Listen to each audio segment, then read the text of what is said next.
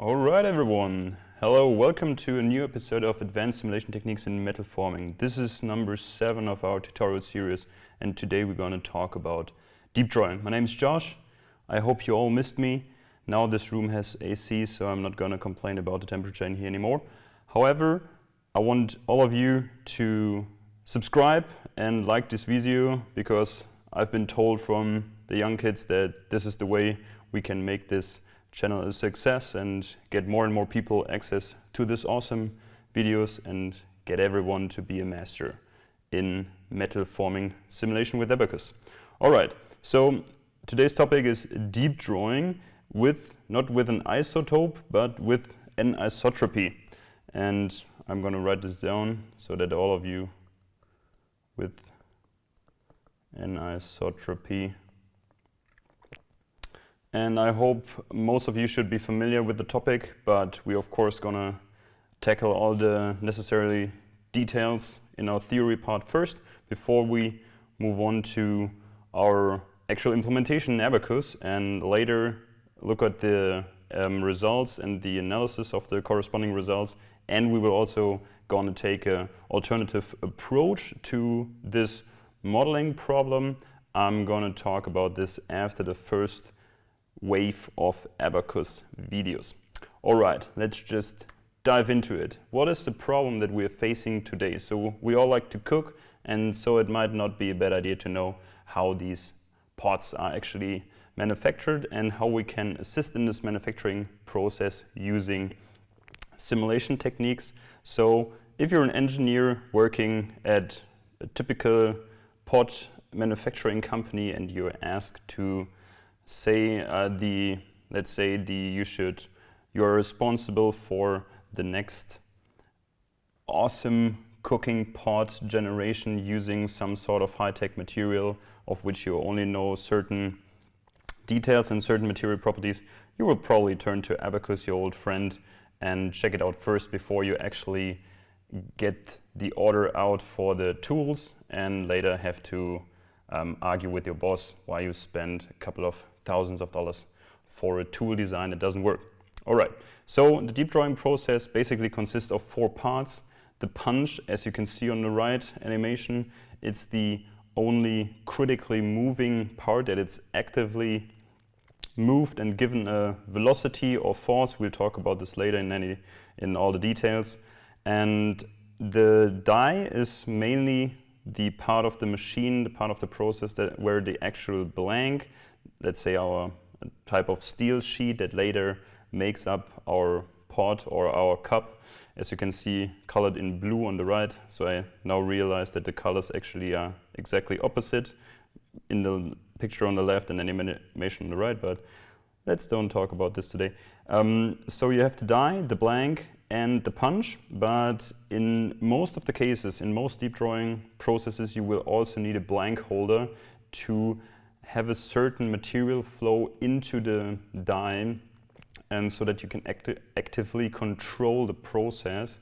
And so the blank holder can also be modeled in different ways and can be given different boundary conditions. We will also talk about these in the later stage of the videos. Alright, let's check our today's actual task and what information we're actually given. So here is a list of parameters that we were given from our bosses, and the initial diameter of our blank is given as 250 mm, and the drawing ratio of beta equals 1.666666, and so on. And if you remember our basic metal forming courses, we hopefully remember a picture that looks roughly like this. So here we see a cut sectional view of a typical deep drawing process with all the geometrical parameters indicated, and you will find most of them on the left side, such as the initial blank diameter, the different radii for the punch, RP, and for example RD. The blank holder force, for example, is not given right now, and also the punch force is not provided right now. So maybe we can play a little bit around and alter these parameters on our own to come up with the best set of forces or boundary conditions that will meet our requirements for this task. So, but most important, you should hopefully remember a very famous formula, which is the drawing ratio. That is the initial blank diameter by the punch diameter. And you see that our punch diameter is not given right now, but doing some crazy math, we can actually calculate using the given D0 and the given beta. We can calculate our dP to be, I hope you all guessed it right, 150 mm. And so sometimes in these simulation tasks, you're not given all the information that you would like to have easily at hand, but sometimes you have to do a little bit of calculations in order to set up your simulation. And in addition to that, what's also not given and which is not seen and indicated on the right is the clearance. So if you have a deep drawing process where the gap between your punch and your die is exactly the width of your initial blank, then it might be the case that you will face a lot of friction forces in this process. You will well control any wrinkling and so on. However, usually you have a certain clearance in this area, and this is calculated by T0 times the square root of beta. And in our case, we can ask our good old friend, an actual Abaqus, to give us the value for that, which is roughly 1.033 mm in this case.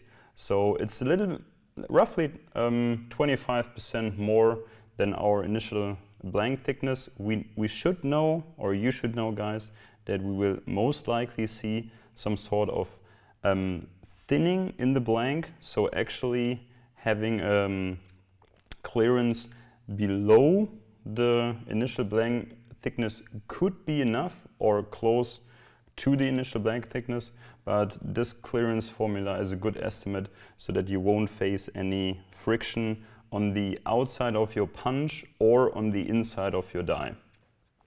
All right, what else is given or provided to us? Of course, how the material behaves. So what kind of material are we dealing with? It's a certain type of steel that we are looking at today. Of course, the Young's modulus given at room temperature and pretty low strain rates, 210 GPa. And the initial yield strength, the strain hardening exponent, and the hardening coefficient is also given. So that should ring a bell for you guys. And maybe from your basic material science or forming technology courses, you should know that these three parameters are the key ingredients to a very famous formula. And it's not Horst's equation, it's not Franz's equation, but it's actually Ludwig's equation. I hope you all got that one right, and you can see it's a pretty basic formula that gives you your flow curve based on these three parameters as given here. So if we further move on and look at the Langford coefficients, that should also ring a bell. And the bell should be named anisotropy. So whenever these R values, especially for the three different rolling directions, are given, you should immediately say, I need to model anisotropy. And we definitely gonna look at the way how to do it in Abaqus so that we get some nice earring at the end of our simulation and model the anisotropy correctly. All right, so if we look at a basic flow curve formula like the Ludwig's equation, there is no sort of anisotropy included because it's not actually our yield criterion. I hope you remember maybe from the last courses or some other courses that usually we use the von Mises yield criterion, which is isotropic in nature as it was initially derived by Mr. von Mises. However, in order to account for anisotropy in our actual material behavior, we need an anisotropic material model for our plastic yielding. And Mr. Hill, a famous British mathematician and engineer, back in the 40s and 50s came up with some neat ways to do this, and the formula provided here is one of his most famous anisotropic yield criteria that looks like a big mess in the beginning, and even more so if we look at how we actually calculate these 6 parameters that we have to provide to the model. So we have, it looks a little bit like our von Mises yield criterion, and this is no surprise because there are similarities in nature, but in order to account for the anisotropy, Hill introduced these 6 parameters, which are calculated using these yield stress ratios that are derived using material tests in certain directions where only one non-zero stress component is arrived. So if you look at the formulas a little bit more closely, you will always find these reference yield stress values for tensile load and shear load, and then you have the corresponding directional yield criterion that are measured applying a load only in one direction. So the classical way to describe anisotropy is used or is done using these yield stress ratios, and which I've explained just about now. But usually nowadays, or let's first visualize. I'm a huge fan of visualizing things, and so the yield criterion by Hill 48 can also be visualized in 2D. It's especially easy to do so if you rewrite the yield criterion using the principal stress values.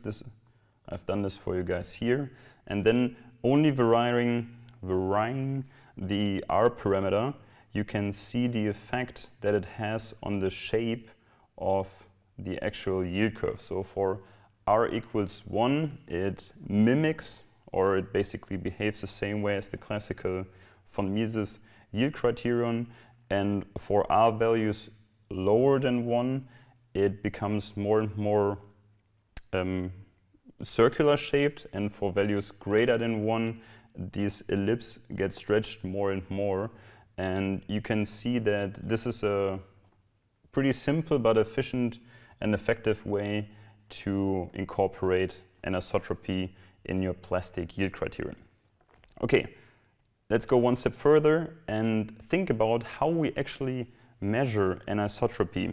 And maybe this was presented to you in your basic material science courses. If you have a classical tensile test, then these so-called strain-based anisotropy coefficients, which are based on the strain ratios, not like the stress ratios we have seen before. It is done by measuring the change in thickness and the change of the width while performing a tensile test. And sometimes these R values are called Langford parameters, especially in the English-speaking area. So basically what you have to do in order to measure your anisotropy, you take the sheet of metal that you have been provided, maybe by Tata, maybe by ThyssenKrupp, and then you actually cut out 3 specimens out of this sheet, one in rolling direction, 45 degrees, and orthogonal to the rolling direction, in order to come up with these very well-known R0, R45, and R90 values. And each time you measure the change in thickness and the change in width in order to calculate your R alpha value according to the given formula provided here in the center of the screen. Just a quick side note, if you want to learn a little bit more about anisotropy and also the tensile test as a whole, please check out my MOOC that I did on this topic. It's called MINT-RELAB, International Manufacturing Remote Laboratory. You can find it at oncampus.de/Weiterbildung/MOOCs/MINT-RELAB, and or just check out their MOOC webpage and search for MINT-RELAB. There you can find tons of information on a tensor test, flow curve, extrapolation, simulation. You learn about the application in machining, on different testing approaches, and so on. So please make sure to check this out. And if you've ever wondered how I look like, basically this is a very good depiction of myself on the left here. All right. Let's go back to what we now actually need to provide to Abaqus. So I've presented you these stress ratio based parameters, capital Rij, before, and these are actually the ones you have to provide to Abaqus. We'll see this in our implementation video later on. However, typically the Langford parameters, the strain-based anisotropy coefficients, are measured in experiments, so we need to link these two parameter sets. And for planar anisotropy, which is the one you will use in sheet metal forming simulations, I've provided you the conversion formulas going from your measured Langford parameters to your capital Rij's that you later have to plug into Abaqus. And yeah, I hope you can check out, if you actually do some bulk forming simulations, you need additional conversion formulas for the 3 additional stress ratio parameters, because they're in bulk forming, in 3-dimensional forming operations, they won't be equal to 1. So you will have to do a little bit of more calculation, but I can encourage you, write a short MATLAB script or whatever, so that you can run this conversion easily. All right, so now we come to the actual implementation of our process. And the one thing I mentioned, I hope you remember, maybe you fell asleep by now. However, if you did not, I hope you remembered that I talked about the blank holder and that there are different ways that we can actually model it. And that was the reason why I've not stated any fixed requirements how to do it. So I didn't give any fixed lowering of the blank holder, or I did not provide blank holder force, because modeling a blank holder in deep drawing simulation is not a trivial and easy task. So let's take a look at the 4 basic approaches that we have in order to model it. I've tried to, using Pictionary, to find a good way to represent these 4 approaches. Let's start with the first one on the top left. It's called fixed with a gap, and that means that we always will have a certain gap between our sheet. Okay, by the way, this is our sheet. It looks a little bit sheety, but I'm sorry for that. And that is our die, and that is our blank holder. Nice abbreviation here. So this gap will always remain throughout our simulation. So what will the sheet actually do? It will bend. I'm exaggerating here, and I'm not a good drawer, as you can see. So that's why I became an engineer, not an artist. This will have a slight, it will tilt a little bit, and that then get into contact at its top with the blank holder, and the blank holder will remain at this position. So whatever force is required to keep this blank holder in this fixed position will then automatically calculate it by your simulation software. That would be one approach, and it is quite often and quite commonly used in simulations. This is why we will look at this approach at the beginning. However, there are other approaches. So what you could do is that you have a fixed penetration depth. So at the beginning of a simulation, you actually compress your sheet slightly with the given displacement let's call it UZ, and this will maybe cause your sheet to elastically or even elastoplastically deform. However, the problem here is if you elastoplastically deform it, you should think about if this is really a good way to simulate and mimic your actual real-world process. So there is a certain force required, and this force will be reduced over time since the amount of sheet or the area of contact of the sheet and the blank holder is reduced, the more the sheet gets drawn into the die. But however, since it's a displacement boundary condition, the penetration will stay constant over time. So think about it when and then how to apply it.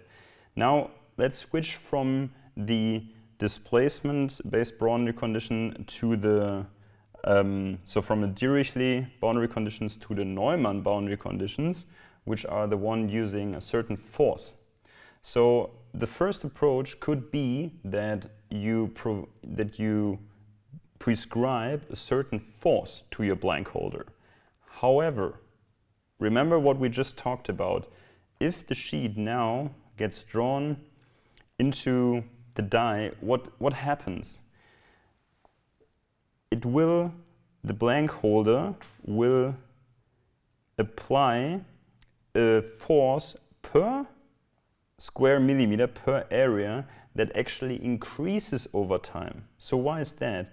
Remember, the more of the sheet that gets drawn into the die, the smaller the contact area between the sheet and the blank holder gets. So if the blank holder is applied with a constant force, this force acts on a reducing area. And I hope you remember our our stresses, the dimensions are Newton per ugly written square millimeters. And that's the thing. So keep this in mind. So at the beginning, if you, for example, calculate the blank holder force to, I don't know,